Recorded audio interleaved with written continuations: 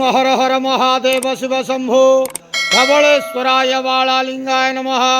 दीपम ज्योति परम ब्रह्म दीपम ज्योति जनार्दन दीपाहरतु मे पापो पूजा दीप नमस्तुते। धवलेश्वराय बालालिंगाय नमो नमः। संसार सुखी रखंतु। आज शुभ सोमवार रे समस्त श्रद्धालु भक्त मान को आशीर्वाद करंतु। मनस्कामना पूर्ण करंतु। कर्म क्षेत्र उन्नति करंतु। ग्रहरिष्ट खंडन करंतु। जगतर मंगल करंतु। विश्वर कल्याण करंतु। आपणकर नाम विख्यात करंतु। सेवकर डाक श्रवण करंतु। समस्त गुआवसा भक्त मानकर मनस्कामना पूर्ण करंतु। जो जो भक्त माने आपणक पाखरे मानसिक रखिछंती तांका मानसिक पूर्ण करंतु। धवलेश्वराय बालालिंगाय नमो नमः।